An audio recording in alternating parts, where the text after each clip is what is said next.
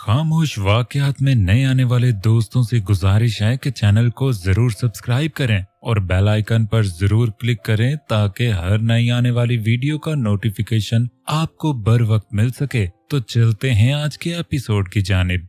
Lift के पास खड़ी वो लिफ्ट का इंतजार कर रही थी। जब लिफ्ट नीचे आई तो उसके खुलते ही अंदर खड़े शख्स को देखकर वो चौंक गई। वो कैफ था जो टेरेस से अब नीचे ग्राउंड फ्लोर पर जा रहा था। अनाया को लगा था वो जा चुका है क्योंकि थोड़ी देर पहले ही वो उसके सामने निकल कर गया था। वो सोचों में गर्क थी। जब लिफ्ट का डोर बंद होने लगा तो कैफ ने बटन दबाकर उसे रोक दिया। आना है कि नहीं? कैफ की आवाज पर वो होश में आई थी और बिना कुछ कहे वो अंदर आ गई। Ground floor? कैफ ने पूछा। अनाया ने सर इस बात में हिलाया तो कैफ ने बटन दबा दिया। वो उसके दाएं जानब बिल्कुल फासले पर खड़ी थी जब एकदम लिफ्ट बंद हो गई। कैफ ने हाथ बढ़ाकर 2-3 बटन दबाए लेकिन काम नहीं किए। क्या हुआ? अनाया ने खौफजदा होते हुए पूछा। लगता है लाइट चली गई है, कैफ ने बताया। क्या? वो एकदम चिल्लाई थी। कैफ ने उसके चिल्लाने पर उसे घूरा था। खोलो! वो एकदम आगे बढ़कर लिफ्ट के दरवाजे को अपने हाथों से बजाने लगी थी। कैफ न समझी से उसे देख रहा था कि उसे हुआ क्या है। अनाया स्टॉप इट, अभी चल जाएगी, कैफ ने पीछे से कहा, लेकिन वो सुनी अनसुनी करती पागलों की तरह दरवाजा पीटती रही। खोलो प्लीज, मुझे सांस नहीं आ रहा। उसकी आवाज में खौफ था। कैफ ने उसकी कोहनी से पकड़कर उसका रुख अपनी जानिब मोड़ा था।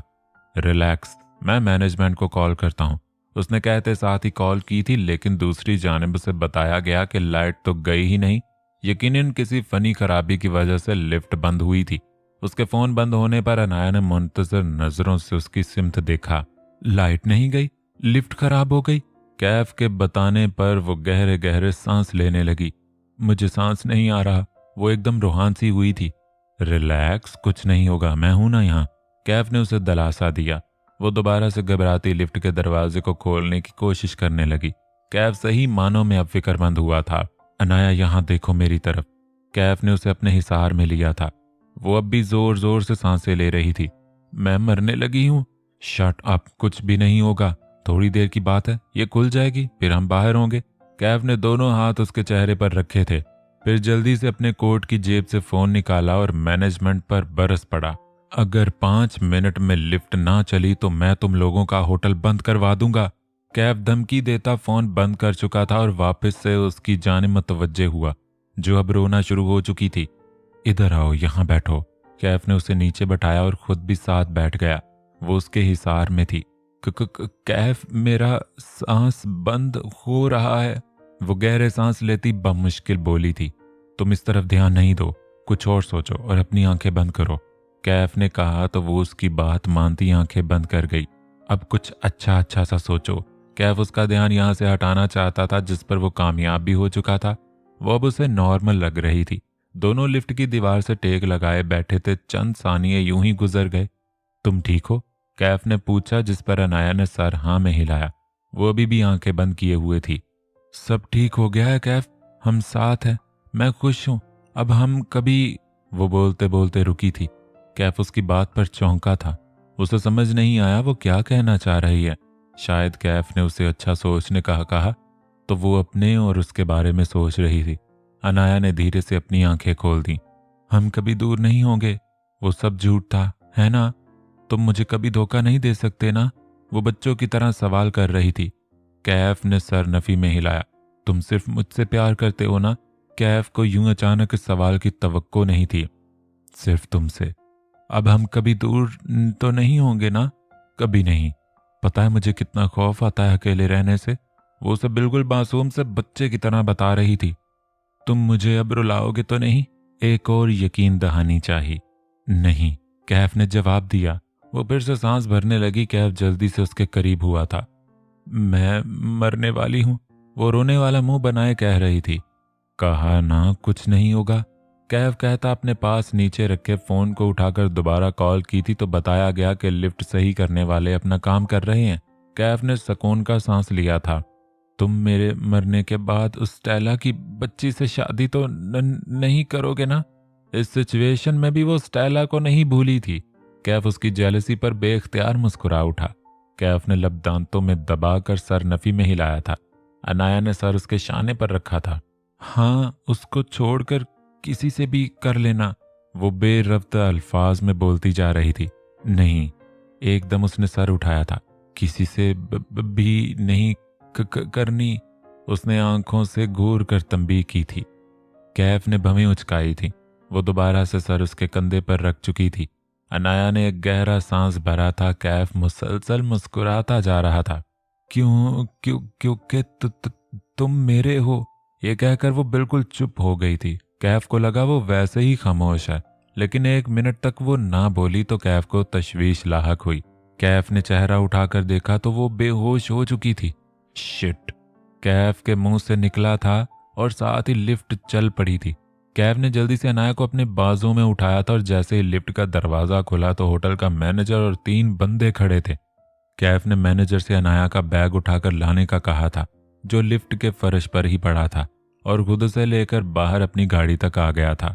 मैनेजर पीछे भागता हुआ आया था। सर, डॉक्टर को कॉल कर दी है, आप मैडम को हमारे होटल के रूम में ले आएं, मैनेजर ने तजवीज़ दी। जरूरत नहीं, मेरे कोट की जेब से चाबी निकालो और गाड़ी अनलॉक करो, कैफ ने सर्द आवाज में कहा था। मैनेजर ने फौरन हुक्म की तामील की थी। कैफ अनाया को गाड़ी में बिठा चुका था और मैनेजर की तरफ मुड़ा, जिसके हाथ में पानी की बोतल और अनाया का पर्स था। कैफ ने दोनों चीजें उससे पकड़ ली थीं। तुम्हें और तुम्हारे होटल को मैं कल देखता हूं, कैफ ने सर्द मोहरी से कहा और उसे जाने का इशारा किया था। मैनेजर फौरन 9-2-11 हुआ था। कैफ अनाया की तरफ मतवज्जे हुआ और पानी की बोतल से चंद कतरे पानी लेकर उसे होश में लाने लगा। अनाया ने आंखें खोली तो कैफ ने उसे पानी पिलाया, जो महज 2 घूंट पीकर उसने मुंह फेर लिया था। कैफ ने गाड़ी का दरवाजा बंद किया था और चलता हुआ ड्राइविंग सीट पर जा बैठा। 15 मिनट बाद कैफ की गाड़ी मुर्तजा मैंशन में दाखिल हुई थी। कैफ ने गाड़ी बंद की और अनाया को देखा, जो आंखें मूंदे शायद सो चुकी थी। कैफ उतरकर उस तरफ आया था और उसे जगाया। घर आ गया है, वो उठी तो कैफ ने उसे बताया। हम घर हैं? अनाया ने पूछा। कैफ ने सर को जुम्बिश दी। तुम ठीक हो? अगर कहो तो डॉक्टर के पास चलें? कैफ ने हाथ उसके गाल पर रखकर फिक्रमंदी से पूछा था। नहीं, मैं ठीक हूं, कहकर वो गाड़ी से उतरने लगी तो कैफ ने उसे सहारा दिया था। वो उसे लिए आगे बढ़ गया। अनाया न समझी से यहां वहां देख रही थी। जैसे ही वो लॉन्च में दाखिल हुए तो उसके कदम वहीं रुके थे। ये हम कहाँ हैं? उसने लाउंज में यहां वहां देखते हुए पूछा। दिमाग पर जोर डालने पर भी उसे याद नहीं आ रहा था कि किसका घर है। आता भी कैसे, वो पहली बार मुर्तजा मैंशन आई थी। कैफ ने आगे बढ़कर उसका हाथ थामा था और उसे लिए आगे बढ़ गया। ये हमारा घर है, वो आगे आगे चलता बोला था और अनाया उसके साथ खींची चली गई।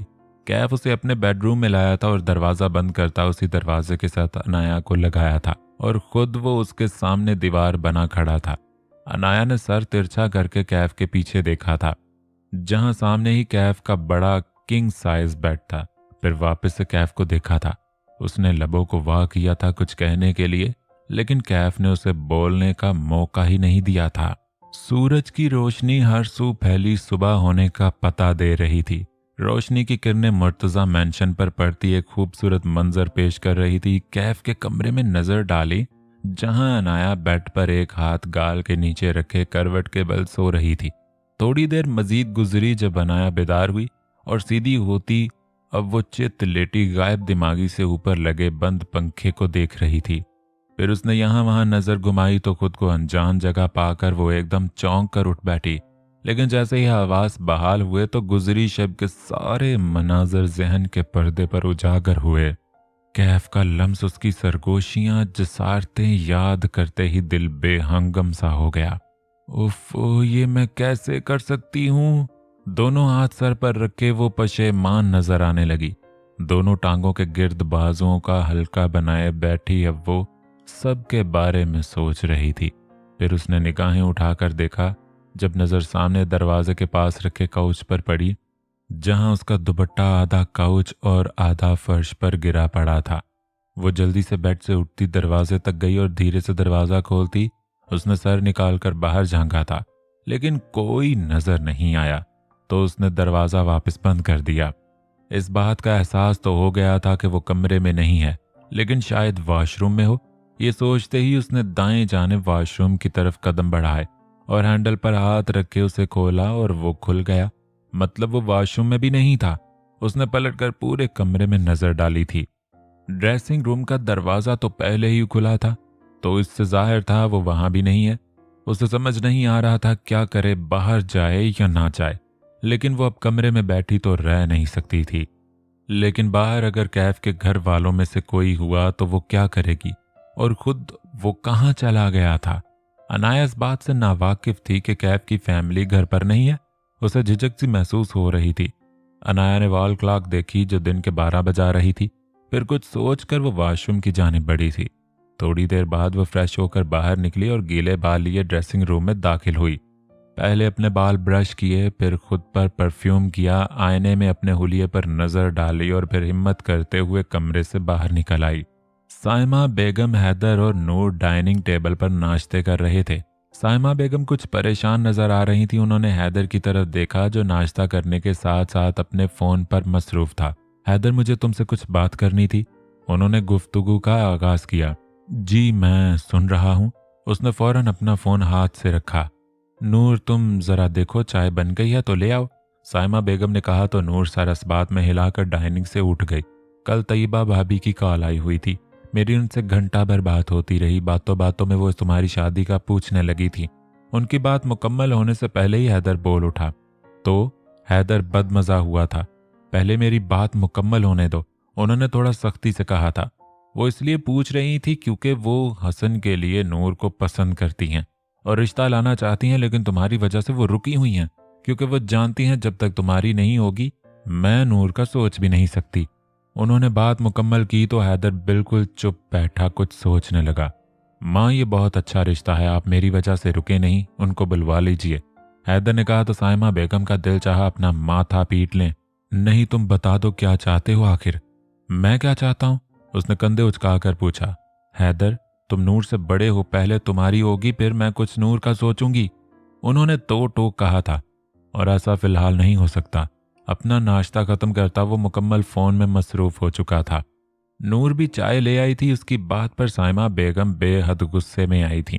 इसी वजह से वो परेशान थी। यहाँ नूर की शादी की उम्र हो गई थी और इस लड़के को कोई परवाह नहीं। कैसे समझाएं इसे कि पहले इसकी होगी तो नूर की शादी में आसानी होगी। और अब तो कितने ही उनके जानने वाले उनसे पूछते रहते थे कि हैदर माशाल्लाह से 32 का हो गया है, उसकी शादी कब करने का इरादा है।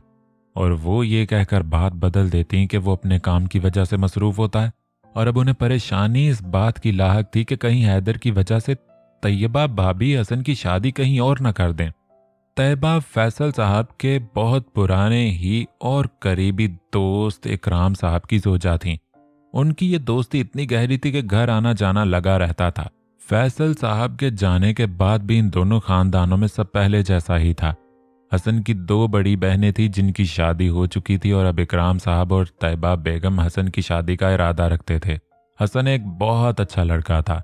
इनकी नज़र के सामने पला बड़ा था। इनका कपड़ों का कारोबार था जो काफ़ी अच्छा चल रहा था और हसन अपने बाबा के साथ ही इस काम को आगे बढ़ा रहा था। ये नहीं था कि नूर को कोई और रिश्ता नहीं मिल सकता था। बात यह थी कि इकराम भाई से फैमिली जैसा ताल्लुक था और वो इनको इनकार नहीं करना चाहती थी और ना ही हसन जैसे लड़के को वो हाथ से जाने दे सकती थी। बेशक वो नूर के लिए बेहतरीन इंतखाब था। हैदर अपनी चाय का कप लिए सोफे पर जा बैठा था। नूर ने साइमा बेगम के सामने उनकी चाय रखी थी, लेकिन वो उठकर हैदर के पीछे चली गई। अनाया ने तकरीबन सारा घर छान मारा था, लेकिन उसे कोई नजर नहीं आया। कोई मुलाजिम तक नहीं था। उसे अजीब लगा, शायद कहीं गए होंगे, तभी तो वो उसे घर ले आया था, वरना ना लाता। ये एक तरह से ठीक हो गया था, वरना वो कभी किसी को यूं फेस ना कर पाती। लेकिन अब से कैफ के आने से पहले यहाँ से जाना चाहिए। लाउंज में खड़ी वो सोच रही थी और वैसे भी अब तो वो बिल्कुल भी यहाँ नहीं रुक सकती थी। वो चलती हुई दाखिली दरवाज़ा अबूर करके बाहर निकल गई, लेकिन 3-4 मिनट बाद ही अंदर वापस आ गई थी। उसके चेहरे के तासरात बिगड़े हुए थे। कमर पर दोनों हाथ धरे वो गुस्सा जब्त करने की कोशिश कर रही थी। बाहर खड़ा गार्ड उसे जाने ही नहीं दे रहा था। अनाया ने कितनी कोशिश की वो उसे यहाँ से जाने दे, लेकिन वो तो टस से मस नहीं हुआ था। यकीनन उसे कैफ ने कहा होगा। वो वहीं खड़ी हुई तरकीब सोचने लगी जब कैफ उसे सीढ़ियां उतरता नजर आया। ब्लैक ट्राउजर पर ग्रे फुल स्लीव शर्ट, माथे पर बाल बिखरे, वो इतने आम से हुलिये में भी इतना वजीह लग रहा था। अनाया उसे देखकर चौंक गई। उसे लगा वो घर पर नहीं था, लेकिन शायद उसने सही से देखा नहीं था क्योंकि कैफ सबसे ऊपर वाली मंजिल पर बने जिम में मौजूद था। वो मुस्कुराता हुआ उसके करीब आ रहा था। गुड मॉर्निंग, मखमूर लहजे में कहता वो उसके बिल्कुल करीब तर हुआ था। उसकी आंखों में आज अलग ही चमक थी। अनाया बुत बनी खड़ी उसे देखती रही। कैफ ने हाथ बढ़ाकर उसके चेहरे पर आते बालों को हटाया तो वो होश में आती उससे दूर हुई। वो उससे नजरें चुराती यहां वहां देखने लगी। कैफ ने अपने लब दांतों तले दबाए थे। नाश्ता करोगी? उसने खुद ही बात का आगाज किया था। मुझे घर जाना है, उसने उलट ही जवाब दिया। क्यों? कैफ ने उसे अपनी नजरों के हिसार में रखते हुए पूछा। उसके क्यों कहने पर अनाया उसे देखना चाहा। बस जाना है।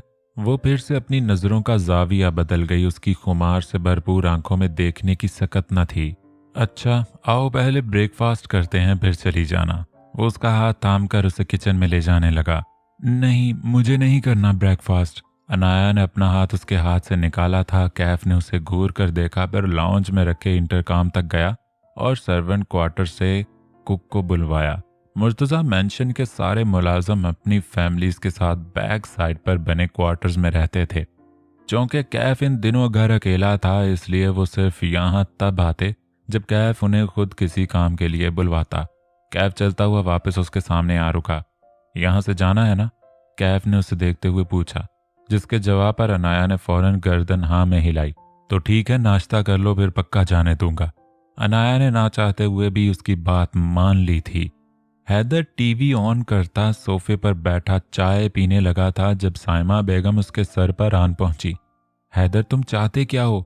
उन्होंने साफ साफ पूछा था। हैदर ने टीवी की आवाज म्यूट की और उनकी तरफ मतवज्जे हुआ। किस बारे में? अपनी शादी के बारे में, अपनी जिंदगी के बारे में। माँ आप अच्छे से जानती हैं मैं अनाया के अलावा किसी के बारे में सोच भी नहीं सकता। उसने दो टोक कहकर चाय का कप लबों से लगाया था। तो ठीक है, अगर उसी से करनी है तो उसे घर क्यों नहीं लाते? उनकी बात पर उस बार चुप ही रहा था वो। नूर भी डाइनिंग से उठती वहीं आ गई थी। साइमा बेगम अब सामने वाले सोफे पर बैठ चुकी थी। मैं उससे बात करूंगा और फिर वो उस लड़के से डाइवोर्स लेगी तो हम शादी कर लेंगे। वो सेंटर टेबल पर पुरसोच निगाहें जमाए बोला था। उसकी बात पर नूर की आंखें हैरत से फैली थीं। इतना आसान है ये सब? साइमा बेगम ने किसी खच्चे के तहत पूछा था। शायद नहीं, लेकिन ऐसा ही होगा। हैदर पूरा इरादा किए हुए था। भाई ये आप क्या कह रहे हैं? अब की बार नूर बोली थी। उसकी आवाज पर दोनों माँ बेटे ने उसकी जानिब देखा था। आप जानते भी हैं आप क्या बोल रहे हैं? आपको क्या लगता है कैफ भाई आप ही को छोड़ देंगे? क्यों नहीं छोड़ेगा? हैदर ने माथे पर बल डाले कहा था। क्योंकि वो आप ही से बेहद मोहब्बत करते हैं और मुझे नहीं लगता वो उन्हें कभी भी खुद से अलग करेंगे। उसकी मोहब्बत गई भाड़ में। और वैसे भी मोहब्बत जबरदस्ती किसी को ब्लैकमेल करके उससे निकाह करके हासिल नहीं होती। और आपको लगता है आप ही कैफ भाई से मोहब्बत नहीं करती तो आप गलत हैं। वो उनसे बेइंतहा मोहब्बत करती हैं। हैदर बेयकीनी से अपनी बहन को देखा। बेशक वो उनसे इस तरह निकाह नहीं करना चाहती थी, लेकिन उन्होंने हाँ भी तो कैफ भाई की खातिर की थी क्योंकि वो इस वक्त मजबूर थी। कहीं ना कहीं उन्हें लगता था वो जो कह रहे थे वो कर गुजरेंगे। वो मजीद बोली। हैदर के चेहरे के तासरात देखकर उसे एक पल को दुख हुआ, लेकिन उसे ये कहना ही था क्योंकि वो नहीं चाहती थी कि उसका भाई एक सुराब के पीछे अपनी जिंदगी बर्बाद करे। साइमा बेगम ने तरहम भरी नजरों से अपने बेटे की तरफ देखा जो साकिन वजूद लिए इस वक्त बिल्कुल टूटा हुआ लग रहा था, जैसे किसी हारे हुए जवारी की तरह। वो उसका दुख समझ सकती थी। हैदर अपना कप टेबल पर रखता उठा था और वहां से जाने के लिए पलटा ही था कि साइमा बेगम तड़प कर पुकारती उसके पीछे उठी थी। हैदर मेरे बच्चे। वो आप दीदा हो गईं। वो उनकी भीगी आवाज पर थमा था और वापस पलट कर उन्हें देखा था। माँ आप परेशान मत हो, मैं ठीक हूँ। वो जल्दी से उन तक आता उन्हें तसल्ली देने लगा क्योंकि अपनी माँ को यूं देखकर उसका दिल पसीज गया था। वो रोती चली गई थी। नूर भी उनके पास आई, माँ के कंधे पर हाथ रखकर उन्हें दिलासा देने लगी। माँ मुझे वक्त लगेगा लेकिन मैं संभल जाऊंगा और आप फिक्र नहीं करें। आप जब चाहेंगी, जहां चाहेंगी मैं वहां शादी करूंगा। उसने दिल से कहा था क्योंकि अपनी माँ को वो मजीद दुख नहीं देना चाहता था, लेकिन इससे पहले एक बार अनाया से खुद बात करने का भी सोच चुका था। कैफ और अनाया जैसे ही नाश्ते से फारिग हुए थे, कैफ को अपनी माम की कॉल आ गई और फिर वो कितनी ही देर उनसे बात करता रहा था। अनाया कब से कॉल बंद होने का इंतजार कर रही थी, लेकिन उसकी बातें ही खत्म नहीं हो रही थी। ऊपर से कैफ की बार बार उस पर उठती गहरी नजरों से अपना सांस रुकता हुआ महसूस हो रहा था। इतने में कुक किचन के काम खत्म करता वापस जा चुका था। जैसे ही कॉल बंद हुई, वो फौरन से उसके सर जा पहुंची। अपने गार्ड से कहो मुझे जाने दे। उसकी बात का कैफ ने कोई असर नहीं लिया और वहीं सोफे की पुश से टेक लगाए अपने फोन पर मसरूफ रहा। मैं कुछ कह रही हूँ, अनाया ने जब्त करते हुए कहा था। इस वक्त वो यहाँ से हर हाल में निकलना चाहती थी और ये शख्स उसके लिए इतना ही ये काम मुश्किल बना रहा था। मैंने सुना नहीं। कैफ फोन छोड़ता उठ खड़ा हुआ। तुमने कहा था मुझे जाने दोगे? वो बमुश्किल बोल पाई थी क्योंकि वो बिल्कुल करीब खड़ा था। ना जाने दूं तो? कैफ ने हाथ बढ़ाकर उसके गाल पर अपनी उंगली की पुश्त फेरी थी जिस पर अनाया दम साध गई थी। मैं जाऊंगी, उसने हिम्मत करते हुए कहा था। अच्छा जाके बताओ, कैफ ने चैलेंज करने वाले अंदाज में कहा था। अनाया को उसकी हठधर्मी पर अब गुस्सा आने लगा था। ठीक है, जा रही हूं और देखती हूं कि कौन मुझे रोकता है। वो भी अपने पहले वाले अंदाज में वापस आती कहकर पलटी ही थी कि कैफ उसकी कलाई थाम कर उसे वापस से खींच चुका था। वो सीधा उसके सीने से आ लगी थी। तुम कहीं नहीं जाओगी, अब यहीं रहोगी मेरे साथ। कैफ अनाया की कलाई उसकी पुश्त से लगाता बोला। अनाया को अपनी संगीन गलती का एहसास होने लगा। उसे रात को यहाँ उसके साथ आना ही नहीं चाहिए था। उसने खुद को कोसा था। तुम ऐसा नहीं कर सकते, अनाया ने मुज़ाहमत की। कर सकता हूँ? कैफ उसकी आंखों में झांकता उसे बेबस कर रहा था। इससे पहले कि वो उसे मुकम्मल बेबस करता, अनाया फौरन से संभल कर अपना चेहरा मोड़ गई और खुद को छुड़वाने के लिए कोशिश करने लगी। वैसे कल रात का नशा अभी उतरा नहीं है मेरा, कैफ ने खुमारी में डूबी आवाज में कहा था। अनाया ने चेहरा वापस उसकी तरफ घुमाया था और फटी आंखों से उसे देखने लगी। कैफ उसके तासरात देखकर जेरे लब मुस्कुराया। वो कुछ और समझ रही थी। शराब या ड्रग्स के नशे की बात नहीं कर रहा, तुम्हारे नशे की बात कर रहा हूं। तुम भी तो एक नशा हो। कैफ ने झुककर उसके कान में सरगोशी की थी। अनाया को अपना दिल बंद होता महसूस हुआ। कैफ की कुर्बत, उसकी जानलेवा बातें उसे पागल कर रही थी। वो बहुत बुरी तरह से फंस चुकी थी। कैफ ने झुककर उसे अपने बाजुओं में उठाया।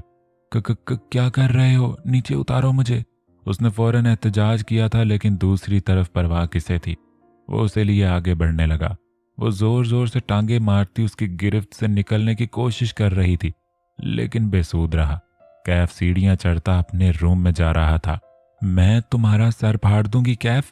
अब की बार वो अपने हाथ के मुक्के उसके सीने पर मारती जोर से बोली थी। कैफ उसकी बात पर हंसा था। अनाया ने उसके सर के बाल अपने हाथ की मुट्ठी में लिए खींचे थे। उफ जंगली बिल्ली, तुम्हें जरा सीधा करता हूं ताकि आज के बाद मुझ पर हाथ उठाने से पहले 100 बार सोचो। अनाया की रंगत उड़ी थी। दोबारा अनाया की आंख खुली तो शाम के साए हर सू फैल चुके थे। वो कैफ के सीने पर सर रखे सो रही थी। उसने अपना सर उठाया तो पहली नजर उसके चेहरे पर पड़ी थी, जो पुरसकून सा सो रहा था। कमीना, उसे घूरते वो बड़बड़ाई थी। उसकी हरकत पर उसे रह रहकर गुस्सा आ रहा था।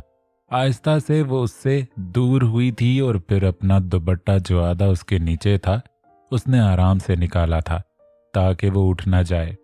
दुपट्टा लिए वो रूम से निकलकर भागती हुई नीचे आई थी। उसे हर हाल में कैफ के जागने से पहले यहां से निकलना था।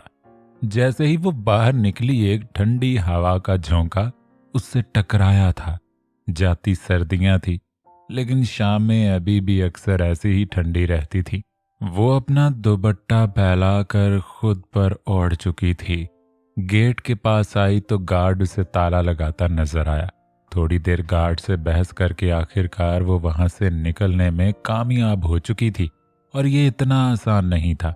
अनाया ने उसे पुलिस की धमकी दी थी कि अगर वो उसे जाने नहीं देगा तो वो पुलिस को कॉल करेगी और फिर वो उसे और उसके साहब दोनों को ले जाएंगे। और गार्ड वाकई में इस बात से डरकर मान गया था। उसके जाने के बाद भी गार्ड परेशान रहा, क्योंकि उसके साहब ने उसे बताया था कि बीबी उनकी बीवी है और उसे किसी भी हाल में घर से बाहर जाने नहीं देना। लेकिन वो भी बेचारा बुरी तरह फंस गया था। रात के 8 बजे के करीब कैफ की आंख खुली थी। उठते साथ ही उसने अनाया को देखना चाहा, लेकिन वो बेड पर नहीं थी। अनाया, उसका नाम पुकारते वो उठ बैठा। उसने बंद खुलती आंखों से पूरे कमरे में नजर दौड़ाई थी। बेड से उठता वो उसे बाथरूम, ड्रेसिंग रूम और अपने कमरे से मुंसलिक टेरेस पर भी देख चुका। वो कहीं नहीं थी, शायद नीचे होगी। कैफ खुद से कहता जल्दी से कमरे से निकला था। नीचे आकर वो उसे हर जगह देख चुका था। वो कहीं नहीं थी। कहीं अपने फ्लैट तो नहीं चली गई? ये ख्याल आते ही कैफ तैश में आया था। वो जल्दी से बाहर निकला था और गार्ड के पास जाकर उससे अनाया का पूछा था। गार्ड ने डरते डरते सारी बात बताई तो कैफ ने उसे खूब झिड़का था। यू आर गोइंग टू पे फॉर इट अनाया। कैफ ने अपने हाथ की मुट्ठी भींची थी। उसका चेहरा इस वक्त गुस्से से लाल हो रहा था। वो जल्दी से वापस अंदर आ गया। थोड़ी देर बाद वो फ्रेश होता अपनी गाड़ी निकालता मेंशन से निकल चुका था।